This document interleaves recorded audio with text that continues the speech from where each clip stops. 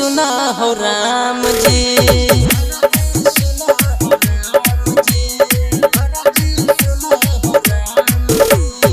अरजी सुना हो राम जी तोरा सुना बची।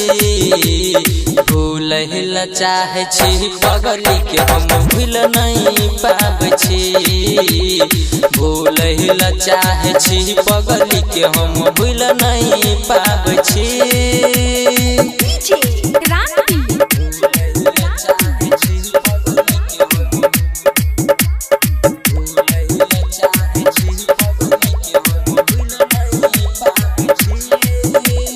किस्मत केहन तू लिखला हमरा नहीं बुझाइया।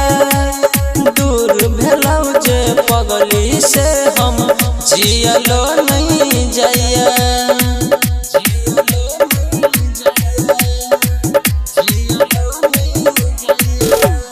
किस्मत केहन तू लिखला हमरा नहीं बुझाइया।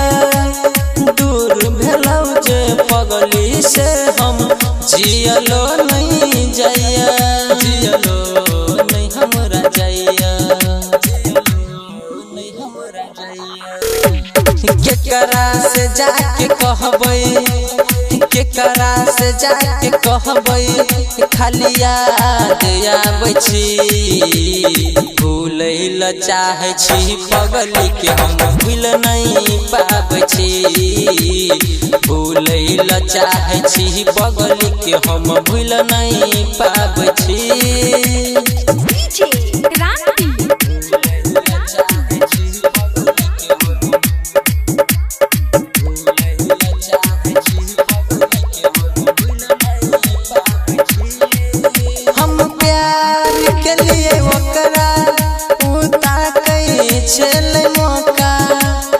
अपना बना के पगली हमारा डके गेलई धोखा।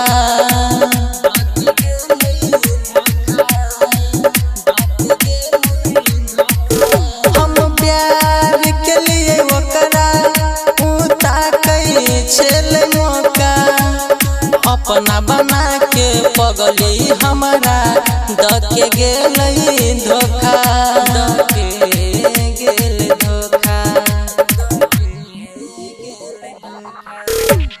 राइटर शिवजी अरविंद, राइटर शिवजी अरविंद के याद आबै। भूलैल चाहे छी पगली के हम भूल नहीं पाबछी। भूलैल चाहे छी पगली के हम भूल नहीं पाबछी। हम भूल नहीं पाबछी।